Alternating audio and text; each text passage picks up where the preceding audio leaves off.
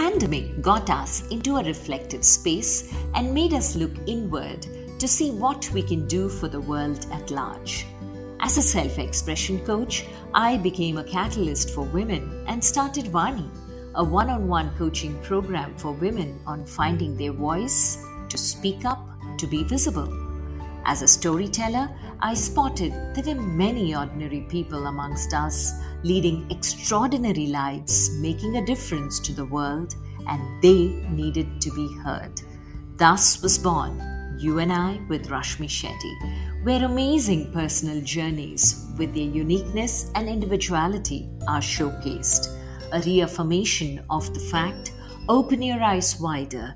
The world is far more beautiful when we acknowledge the presence of both you and I.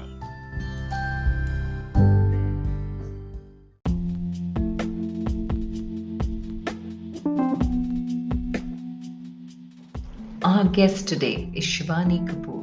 Shivani, or Sonia as she is more popularly called, is an environmentalist and nature lover committed to greening the world around us for over the last decade.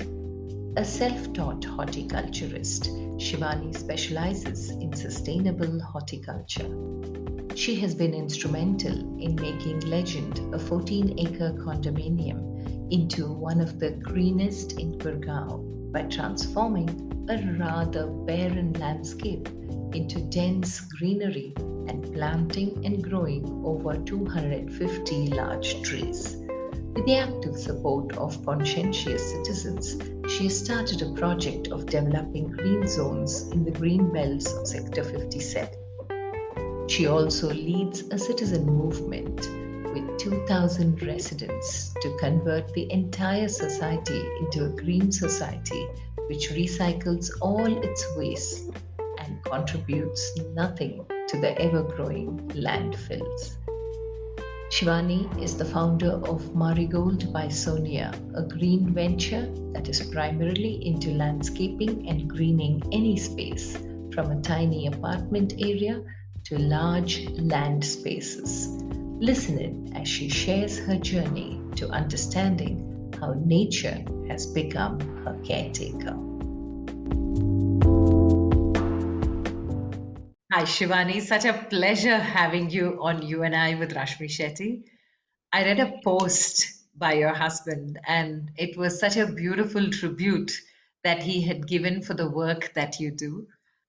There are many aspects of the work that you do that he had written on LinkedIn, which intrigued me, impressed me, and I became curious to have a chat with you for the way he had presented what you do. And he had put some pictures which were absolutely fantastic of the work that you had done and completed. Thank you so much for giving time to be on this conversation. And as we progress, I'll find out about what you're currently doing. But to be the person who's working day in and day out with nature, how was Shivani's childhood? What kind of a girl were you? And was nature an integral part of your growing up years as well? So this is how we'll start the conversation. So, hi Rashmi. First of all, thank you so much for having me here, and it's a pleasure being able to talk to you and bring some of the things that I'm very interested in forward. And of course, thank you to my husband who's been my pillar, and it's really satisfying when your partner finds happiness in and support in what you do, and well, it was really nice of him to put that up, and I'm really lucky I would say. Yeah. And to go forward on your question, yes, as a person in my childhood, I was a thorough bookworm, but surrounded by nature. I had a family where my parents were both extremely fond of gardening, and not only gardening, but everything that came and coexisted with nature. So my father loved it in all the little houses that we lived in, and we changed a house every 3 years. One thing was common. There were always plants of some greenery around it, whether in any form. But my house was always green. And to complement his green love for greens, my mom has always been a compassionate person who allowed things to coexist. So while we had the greens from my father, we had all the passion for every kind of fauna from my mom. So yes, I grew up in an environment which exactly mirrors what I am doing today. And when you say you grew up in different parts, what were the states that you grew up in, and what were these places which had green so integral into your living spaces? So, born in Amritsar, but grew up in the Colliery belt. We like grew up in Durgapur and Asansol, and then the northeast and Kolkata as well. So, um, there were houses which had a lot of green built into these, and in Durgapur especially I remember we having a house with a small garden which my father developed into a award-winning rose garden.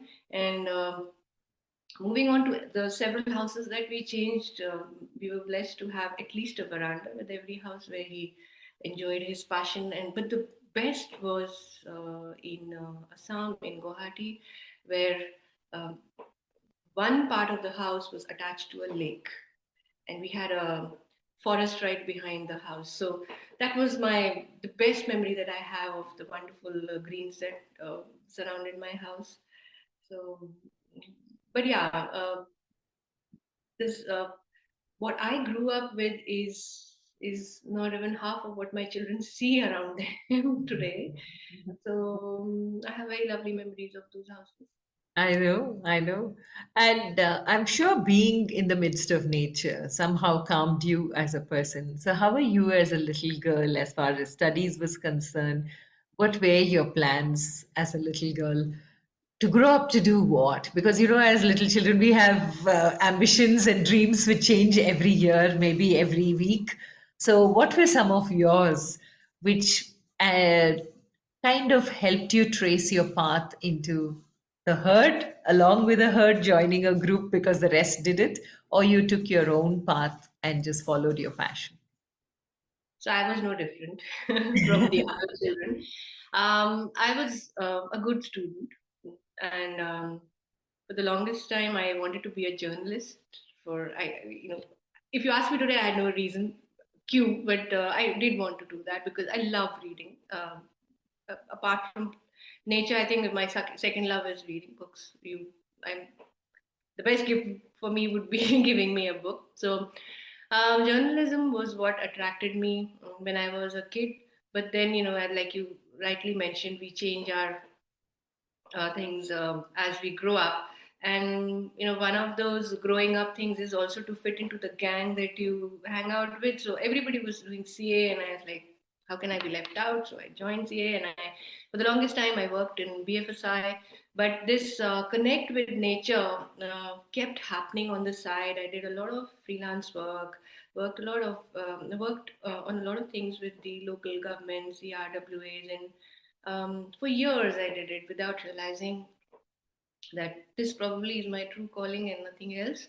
And then, in a moment of personal tragedy, uh, this was I turned to this as a healing mechanism, and nothing helped me heal better and cope with the trauma that I was going through uh, than being surrounded by this and by nature and by working with people who were so closely attached to nature. And when I say working with people, it's the gardeners, the malis. And I remember being lost in those conversations for hours and not realizing, okay, I have to go back home. I have a family back, and they might be waiting for me, and they might be wondering where I am, doing what. So this is when I realized that everything else is secondary. This is what I makes me happy, and this is what I should be doing. So yeah. Okay, and you said you were with BFSI, and parallelly you were working, not realizing that you were in love with nature and you're going to eventually do that. So, what kind of work were you doing parallelly that got you getting your hands dirty or working with nature? So it started with us moving into a newly minted condominium in Gurgaon, and while the builder had given lovely green spaces, there was nothing that could we could call green, and and that was the time when the personal tragedy also had stuck. So I just kind of volunteered that okay, I would take up the task of voluntarily take up the task of getting this place into something that looks like a green heaven, and that's how I got started, and that's how I got my best friends for life, the gardeners that I work with. And slowly I realized that what we try and make our gardens into are those exotic cosmetic gardens, which is not what how nature intended them to be. But there is so much of maintenance that is needed for such gardens. But with the work that I did with these people, we realized the power of using indigenous, the cost effectiveness of going indigenous, and how you can actually, by spending a bare minimum, have a lovely garden year after year if you use what is local, what is suited to your current environment, and know how to harvest seeds and create a seed bank, etc. So all of that, and then from there, from managing the RWA, one condominium progressed to actually creating green belts, which are self-sustainable. Now Delhi NCR is like it gets really hot during summers. So one of the reasons why green belts go not maintained, or people don't bother to create them, is like how do we create a source of watering? How do we stop them from being preyed upon by stray cattle, etc.? So working on that was another learning for me, that nature has created ways in which these coexistences can happen. So the next step was creating green belts which are self-sustainable, which did not need too much watering, or which could do with some bit of partnership between the several condominiums that dot Gurgaon, and people who love nature. So that was the second step, and from there, never look back into what I've been doing. I loved what you said that when you wanted to overcome the tragedy, you went into spending time with nature. Was it something that you consciously did at first and then just seamlessly went into doing, spending more time with it? Or was it a suggestion given by somebody? How did you even think to overcome the sorrow that you were going through personally? Spending time with nature would kind of heal you. Did you read it somewhere? What prompted you to take that path? Because there are many ways people journal, people talk to other people. How did you think of getting your hands and yourself close to nature? So I didn't read about it. I experienced it. Um, there were two experiences which were life turning.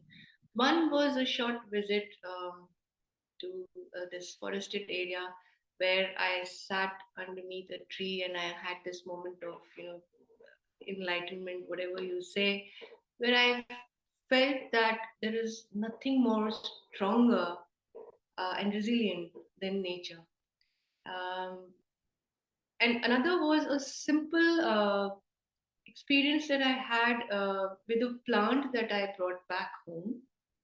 So I used to drop my daughter off to her play school, and on my way back, I saw this tiny sapling growing on the road.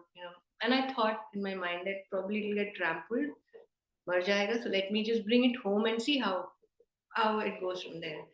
So that sapling I brought home, I transplanted into a container, and I would often forget to water it for days. I would see the leaves, droop like this, but the day I would water it would bloom like this. So it so happened that uh, once I took a really longish break without realizing that I have not watered the poor plant. It was nearly 25 days it had gone without water. And then when I came back, and I thought I've lost it now.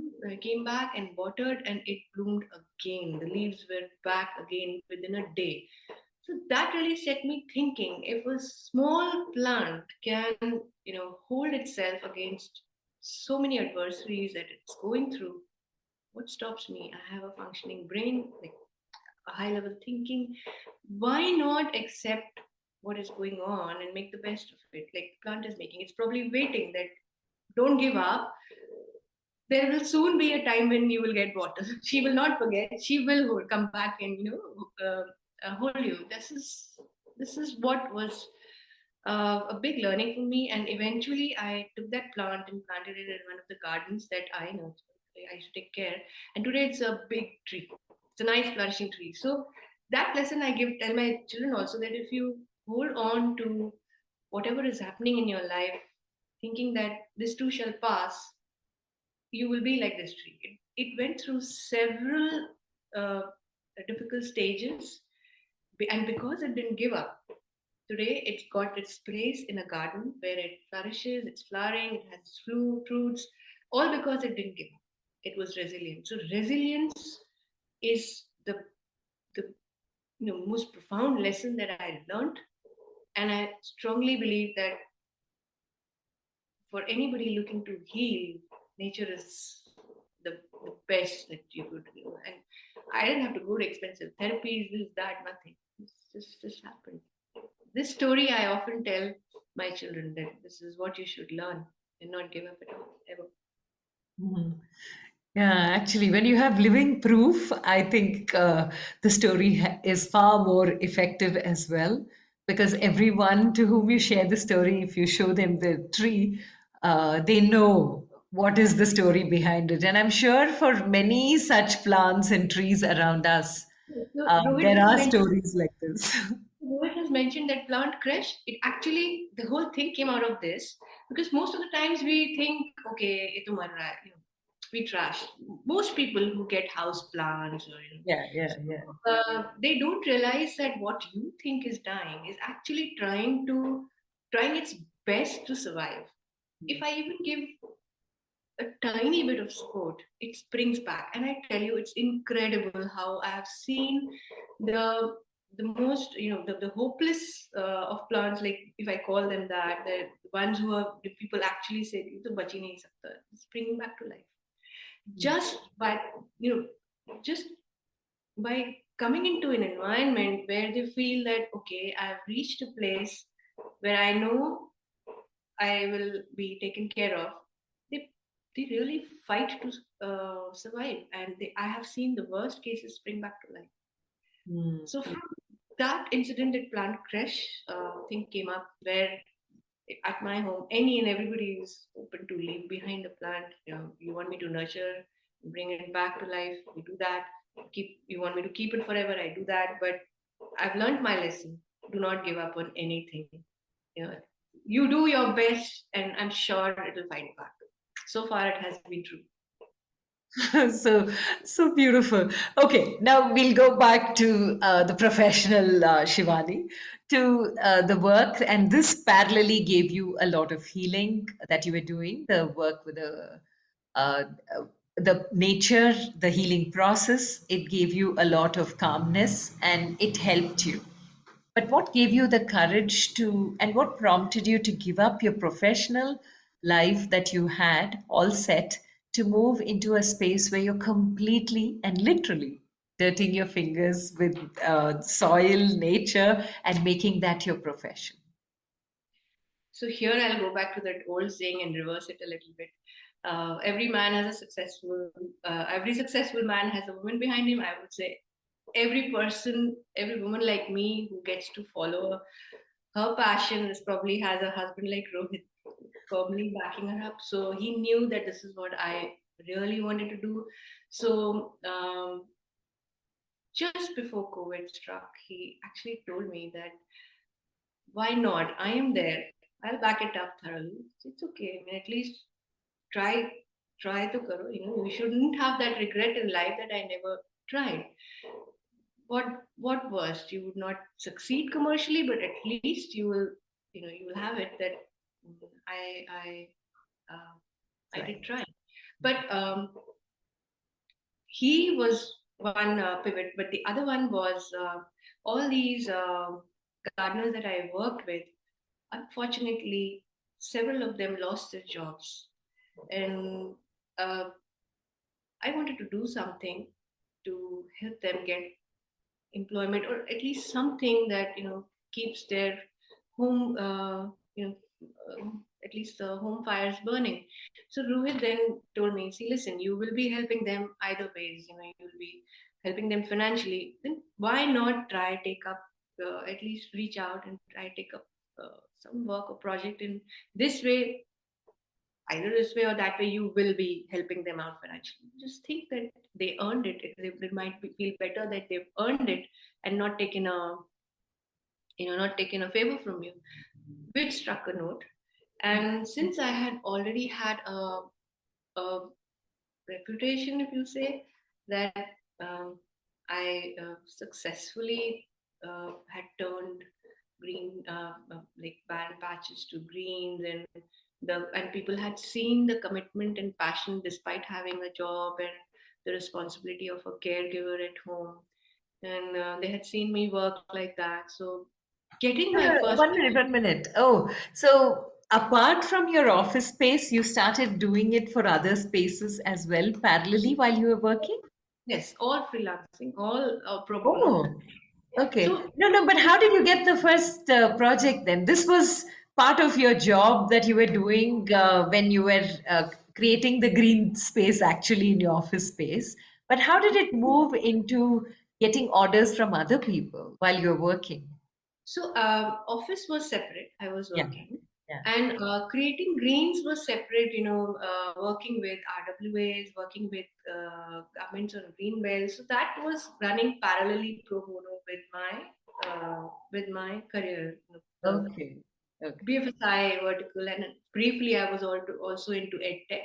So it was running parallelly. But like um, Rohit and I always had these conversations, and he always used to encourage me that take up something that you're really passionate about, and you're lucky that you have a passion. Not many people can even think of what their passion is. So you have a defined passion. You should be focused on that because you anyways give so much of your time to this.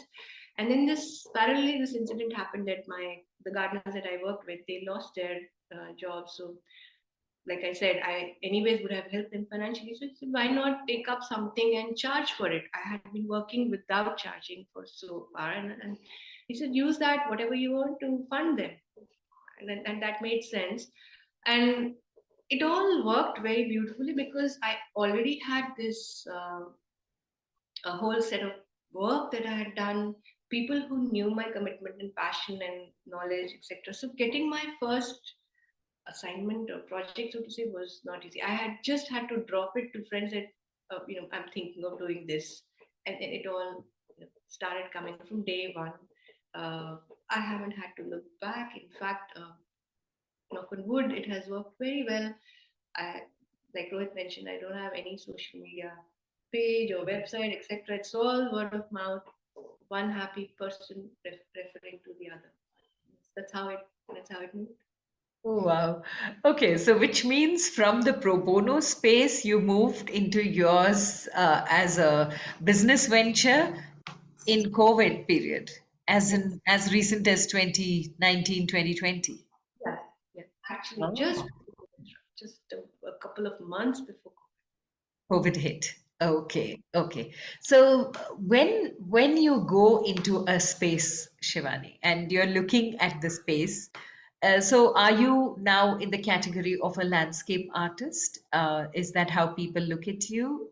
Do they give you spaces and tell you to convert it, or do you rearrange their gardens? What exactly do you do? So we do everything. So I have so if mostly what happens is I'm given a space, and usually when I'm given a space, it's a apartment with like sometimes with or without any terraces, That but is, people, this is my space. Please help me get some green or something that I can manage. So there are projects like that. Other projects that come up is those large lawns, etc. That take this up and start from scratch where there is nothing growing, and I actually build it up. And third, and the most interesting, is you have an existing garden and you want to somehow redo it. And my condition is that I'm not going to uproot anything, as in kill anything or throw away anything. I have a team who is excellent in transplanting.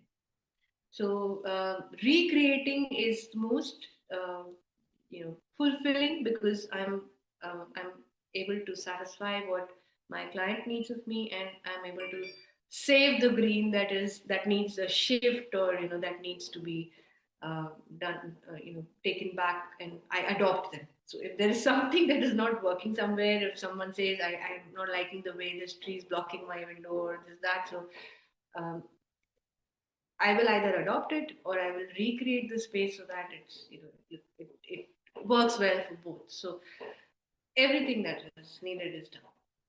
Okay. Another aspect that you said, because you said I'll never pluck and kill any plant, I would transplant it and put it elsewhere. Another thing that you said in the course of your journey, you said was that you work with indigenous plants, local varieties.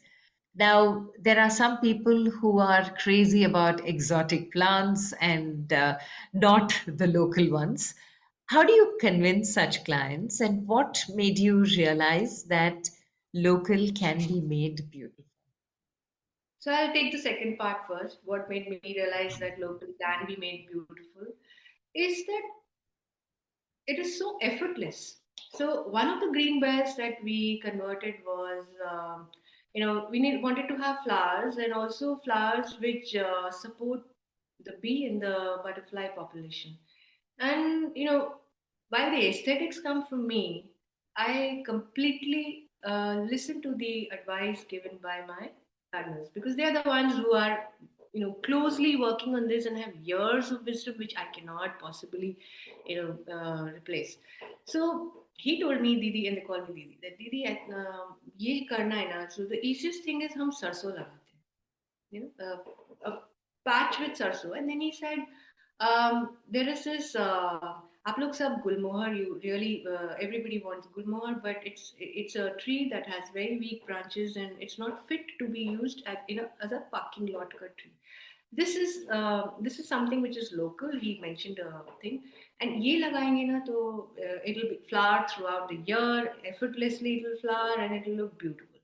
When I heard those kind of conversations, I said it makes sense. And then um, the other realization was, most builders and most people, if you see any new, even in Bangalore, maybe if there is something that is coming up new, you will see palms. They are, I mean, Bangalore has such good weather. You could do so much with it, but all that you see is a variety of palms. Those date palms and everything, which is not made for our climate, which does nothing for your local flora and fauna. So while this is part of my passion, the other passion that I have is also waste management and conservation, and also it's married together. So it really used to hurt me and pain me that while they are claiming that we are greening, but it's senseless green. It's doing no good to anybody. So the knowledge with my gardeners, plus this ability that, okay, now I have projects, it is in my hand now to convince and try and make a difference. That sort of prepared me into suggesting to my clients that, let me try, since you've given the responsibility to me, let me try. And what worked was, it will be effortless, it will be cost effective. These two were the magic words that helped me convince most people, and it has been like that. But where I have not been able to convince, are the ones where I either politely bow out, or if it's like a small project, I do go ahead. But then I have warned 100 times that if you're taking exotic, be prepared to shell out that kind of time for maintenance. That's it. But these two magical words have helped me transform many of them. Yeah, that's very true. And being from Bangalore City, This is something that I see magical with plants. You just plant anything here, it just grows. All it needs is a little love and care, and that's it. The weather kind of is magic on these plants, and they just thrive. Actually, So, it's a lot to do with lack of knowledge. Most people would be willing to, take up something which is effortless, which is helping, the local environment, but it's complete lack of knowledge, which is where, a person like me who decided to do something of my own, um, you know got a lot of work, because anybody who's looking to have a small garden or a small space green, what is the first thing that they do? They go to a nursery.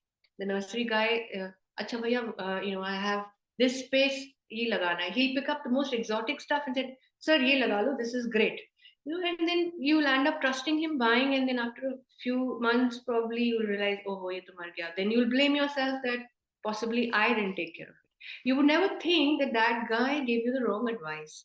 And there is actually, so in our space, in space that I operate, there are either large players who would take up big projects, big landscape, and they won't have time to come back and look at what they've been doing, or tell their clients like, hey, I think, let's do this or not do this, or to educate their client that this is what should be done, this is what should not be done.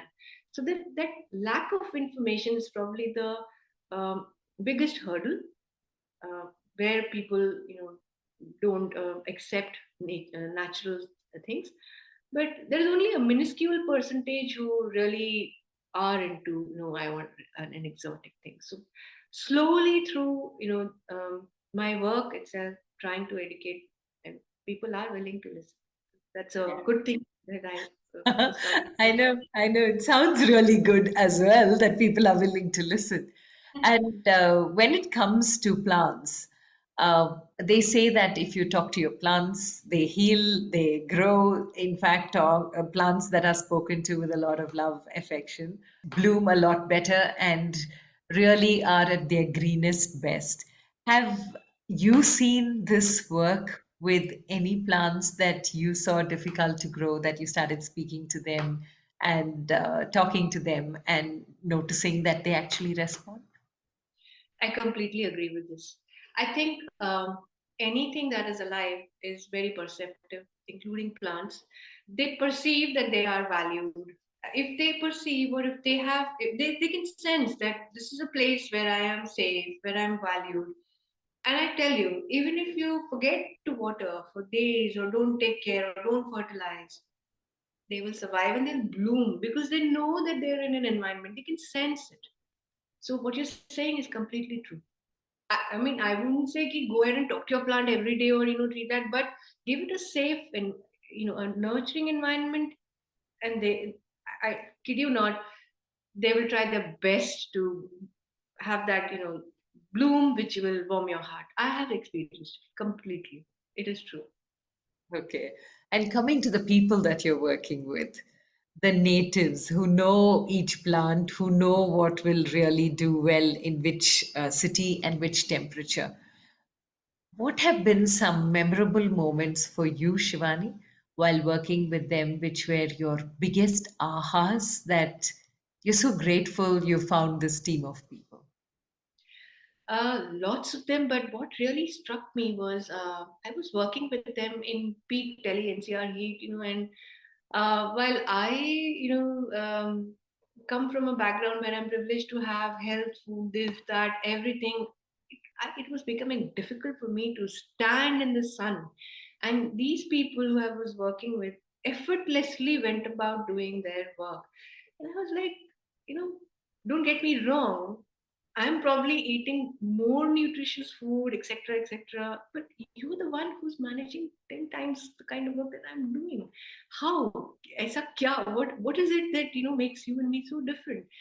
He laughed. The senior guy, that I mean, we are partners, so they are equal partners in the work that I do, and I always tell them that this company is also yours. What I am today is because, not because of only my work, it's because of the hard work that you also put it. So I call him senior partner. I said, what is it that keeps you going. He says, Didi, aap jo khate ho na, that's so processed and so far removed from what actually should be, what you should be eating according to the climate, is why this difference is. So then he pointed out to several, plants that were immediately growing where we were working. He says, "Ye dekho, this is local amaranth, this is a clover, this is this," and then he listed out, this is what we eat. I don't have to, half the time I don't have to go and buy my greens. I eat what is growing. What for you is wild or a weed is what we consume, because I cannot afford that much to go and buy.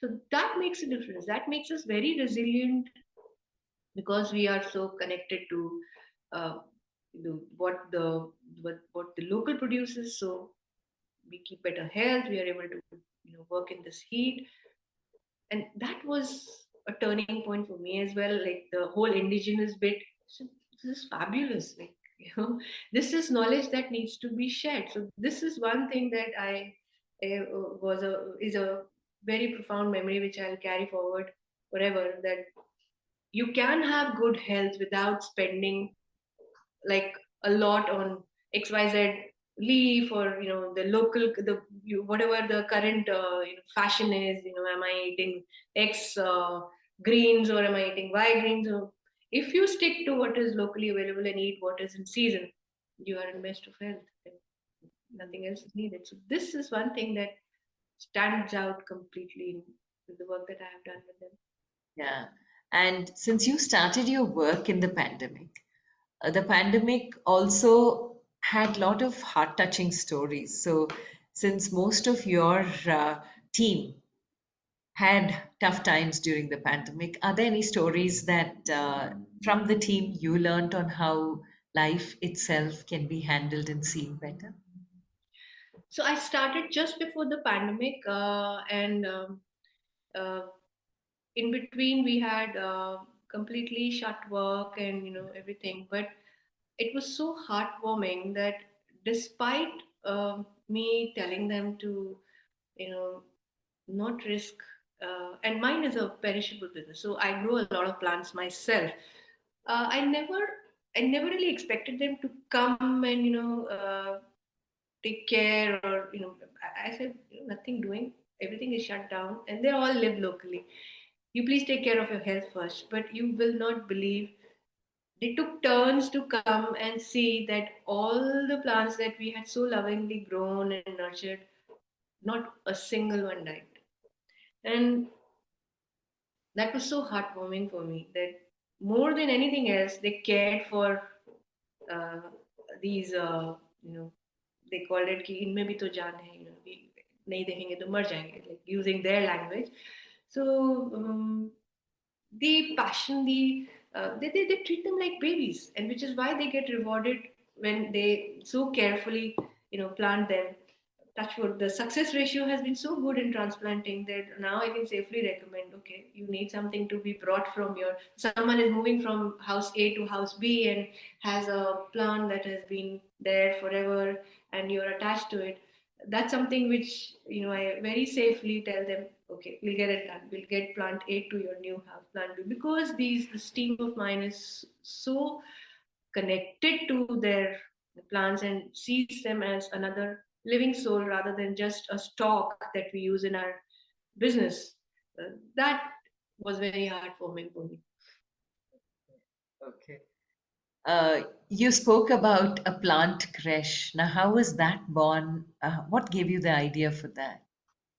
So, simply because of the story that I shared earlier, that resilience is what you really learn from plants. And um, I've that the tree that finally, that plant, tiny sapling that grew into a tree, and plus several other examples like that, made me realize that you know we should not give up on them. We should give them a chance. And several times plant parents have no choice, just like you may not have a choice with several other things in life. There should be a place where you can leave them behind guilt free, and you know that they are taken care of. And so several decisions in life we have to make, not because we really are cruel and want to, do such things, but you have no choice. So, which is when I decided that this is something that I'm really going to take it up. And also, I used to do it for my own condominium. So many people are, even though they like greens, they think, oh, will it impact my lifestyle because I like to travel a lot? Then what will happen when I'm traveling? So um, I wanted to create a solution for it because the more greens you have, the better it is for you in your environment. But if this is something that is preventing people from not having greens, I can offer an easy solution, at least for people immediately surrounded. I'm willing to take care. I'm willing to babysit. Come give me. So that helped a lot of people come ahead, take greens, and I do it for free. There's no charge for it. They're like my babies. And then it's up to you. You want to take them back or you want to let them be. Especially when you're moving out, you're moving different cities, moving different countries, whatever. What do you do with your plants? Earlier you had no choice. Throw them or leave them behind to die. Now they have this option that you can live with them. And we also go pick up. We also go, do the transfers. So yeah. And and another heartwarming thing that comes out of this, my team knows that I'm not earning anything out of it, but they have never said no to these missions that I'm going somewhere. I'm just sending them somewhere to just get these plants because they are leaving and we need to get them out. So they are as passionate about me. just the same level of passion, which is why we bond very well. Yeah, yeah. I very strongly believe in the power of intention, Shivani. So I think when an intention is pure, when you set out on a journey, everything that happens and every person you meet on the journey to be part of your journey ends up being the right person for you. And I think that has happened with you. You also mentioned that you are into segregation and waste. So, how did that bit come? Very naturally, organically, because you're dealing with plants? Actually, that came earlier. Um, let's see. I'm a very my parents brought us to be very compassionate about you know the environment that we are growing in. So it so happened that I was at this bus stop waiting for the school bus, my kid's school bus to arrive, and I saw this cow trying to take out food from a packet and eat. And then to my horror, I saw it, ingesting the plastic. And I didn't think twice before I ran over and pulled it out of its mouth. So another parent who was standing there, he commented, "Wow, that's gutsy. Anything could have happened. But if you're so passionate, instead of just this one incident, why don't you do something about it?" Which is then got me. So you know, this plant thing happened parallelly, but this came first, which then got me thinking. Yeah, I mean, just today I saved one cow from one single plastic. How I don't know how many it must have ingested in this, and how many more cows would have done it. So it set me thinking, and I started to approach like-minded people. And as way back 8 9 years in Gurgaon, got together a team, and we were the first condominium to at least start a two-way segregation and and tackling the various hindrances that okay, I am segregating, but how do I know what is the end result of the segregation or end result of the effort that I have put in? So taking it all back, integrating it to vendors who would use the segregated waste, stitching it all together, and it was a fantastic journey, and it is all linked to the work that I'm doing right now. So a big part of what I do with the plants that the gardens that I make is also trying to teach them composting, also trying to teach them ethical gardening, and uh, how do you generate lesser amount of waste, and how you can marry both these things together and make a environment which is both green and uh, sort of waste free. We can never be 100% waste free, but at least somewhere we can make a difference to things. So yeah. Yeah. And I think zero waste is something which is a dream, but Yeah. now It at is, least some awareness has come into yeah. people. See, And zero waste is something which is which sounds good, but don't think it is sustainable. So we have to be practical as well. yeah, yeah.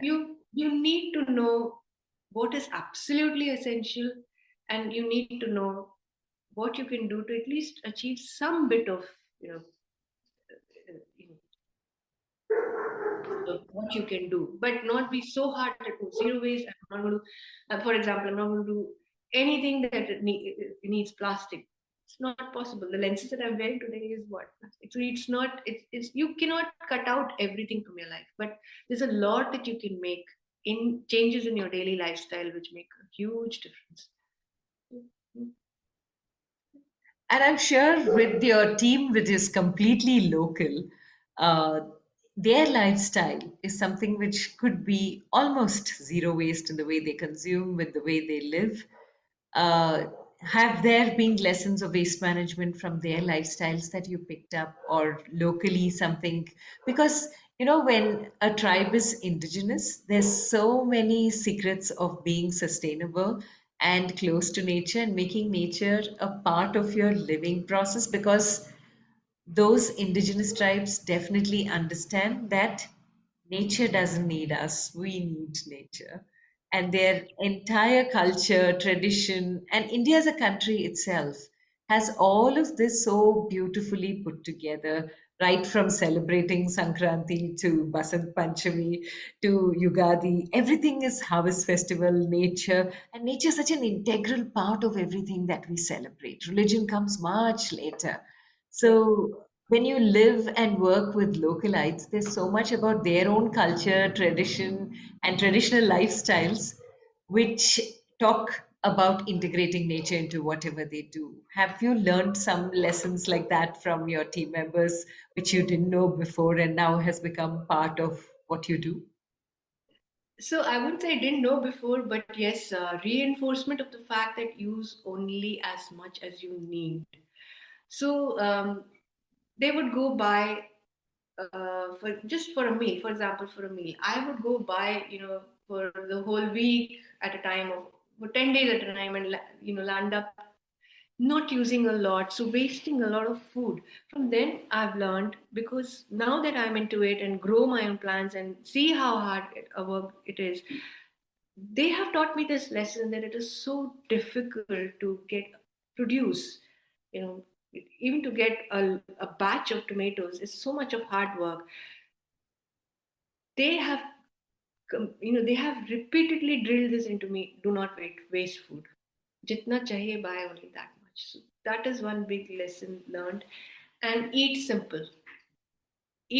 So this I often I'm very inquisitive of what lunch they are bringing, because some of them have their families back in the village and they come early, they cook and bring, and I'm very very curious that what is it that you're bringing that it takes you through the day. I am constantly snacking, but I don't see them doing that. What is it that you're eating?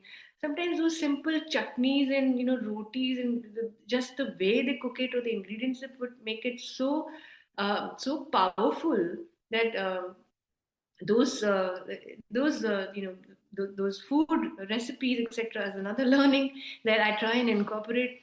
So the two big things that don't waste, do not waste, buy only that much that you need and you can consume. What is there in the fridge is not really fresh.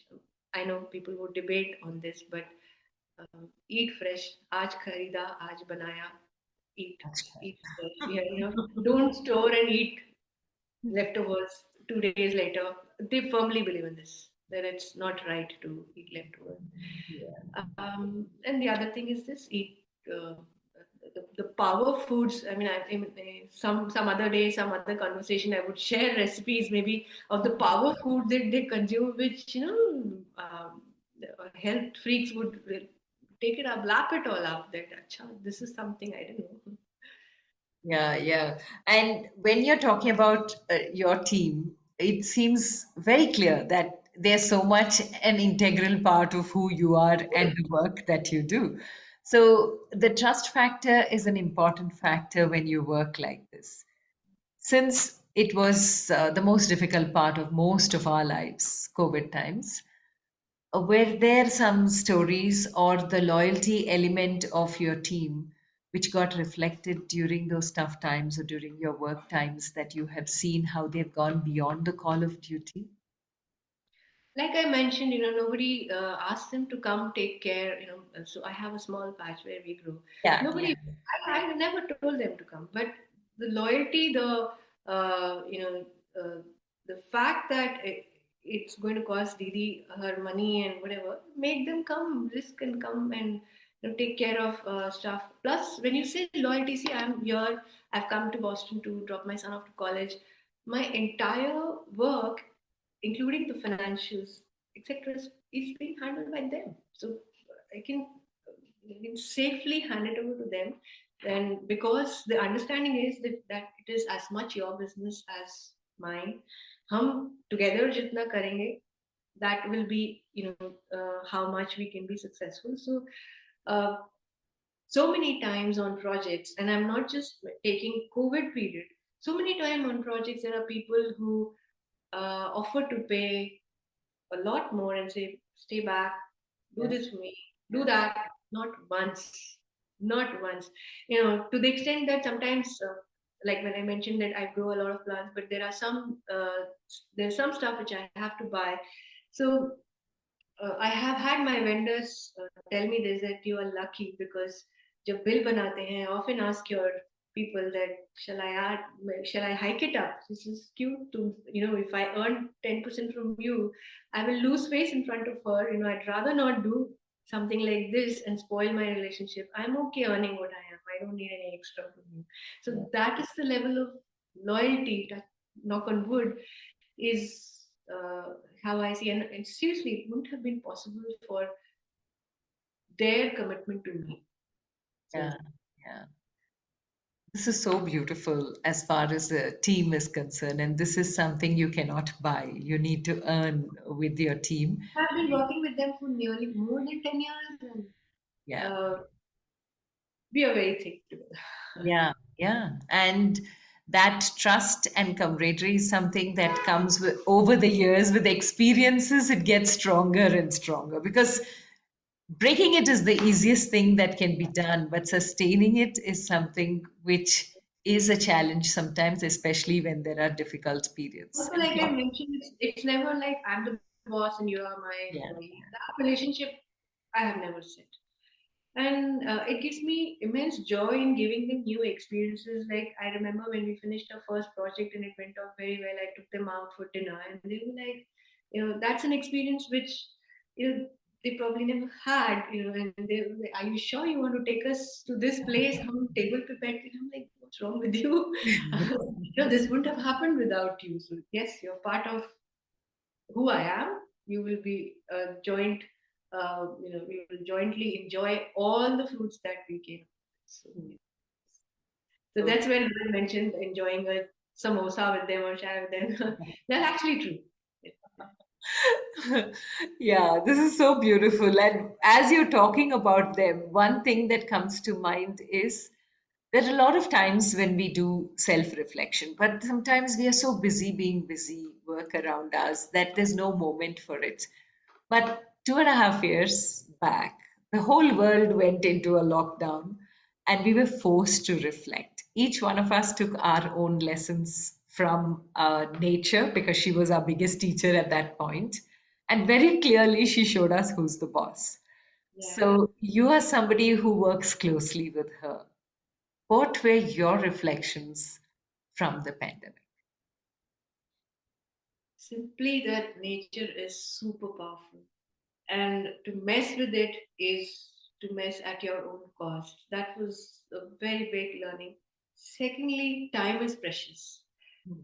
Time is the most precious gift that you could give to anyone, I would say, more than anything else. So while it is precious, I would like to share my time with only people or thoughts or work that I feel I want to, because time is precious.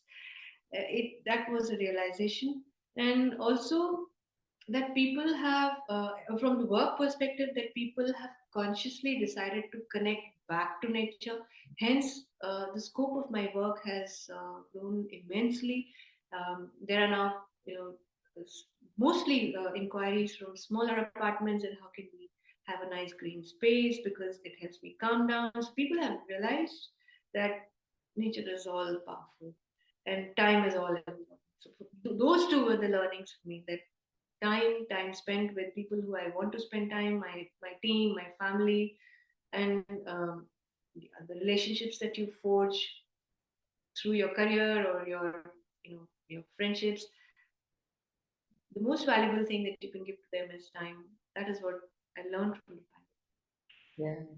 And a lot of people turned home gardeners because I think suddenly they realized that green fingers are something that we are all blessed with. It just needs a little more attention, and all of us can convert patches It's into like, green.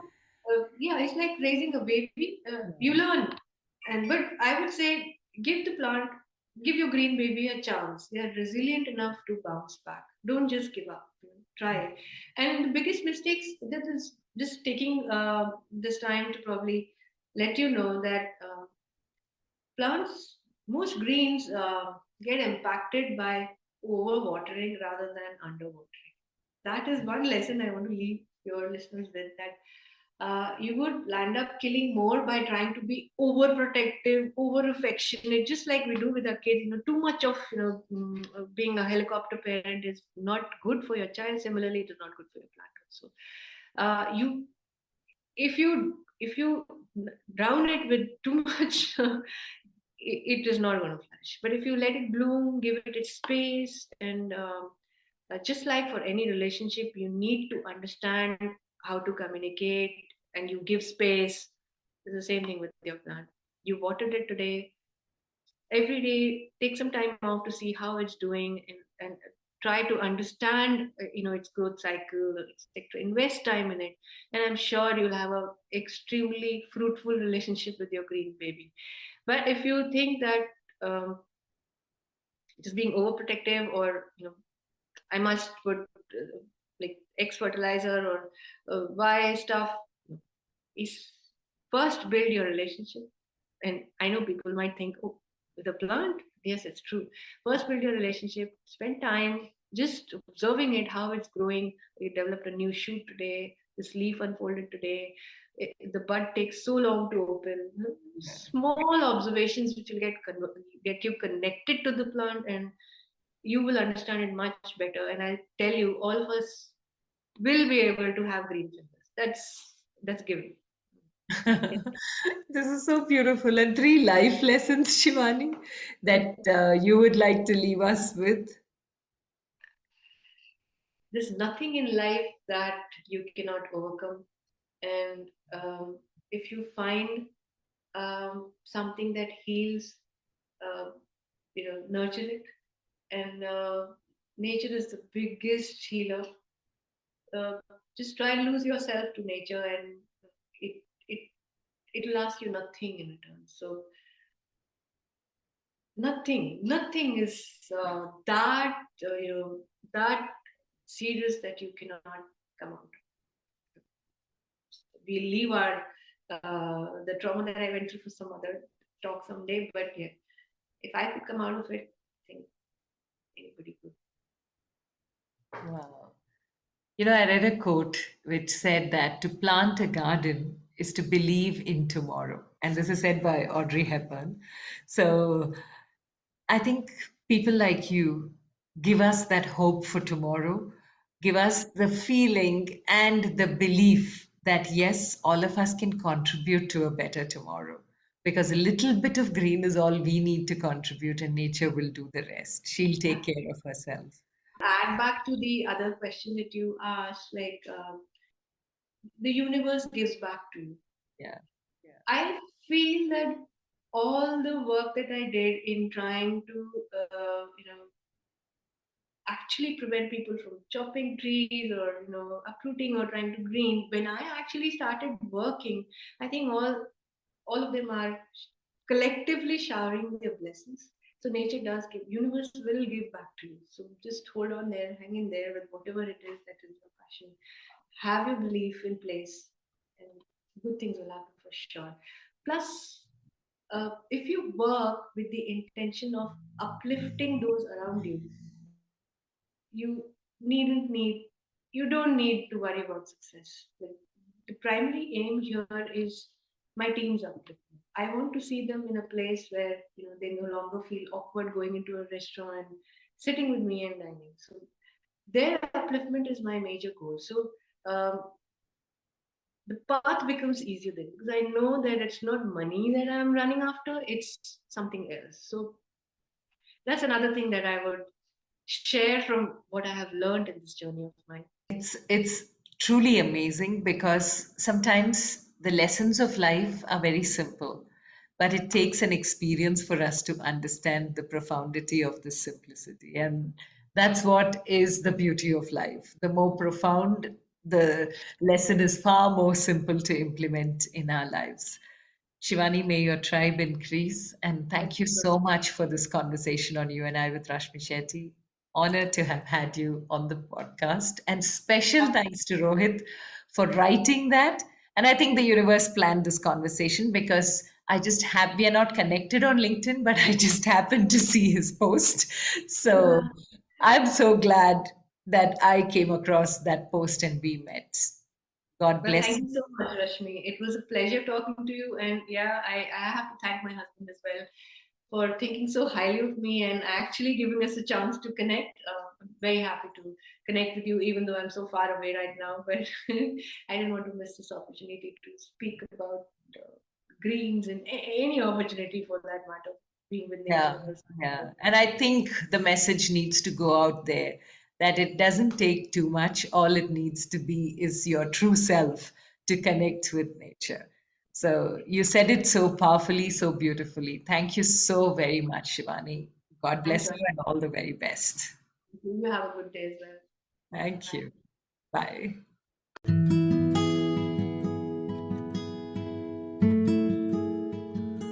With that, we come to the end of this weekly quest of You and I with Rashmi Shetty. Do let us know if you know people who make the world beautiful. Write in to rashmi.the3rd at gmail.com. That is RASHMI dot THETHIRDEYE at gmail.com. Come, let's explore this amazing world together, both you and I.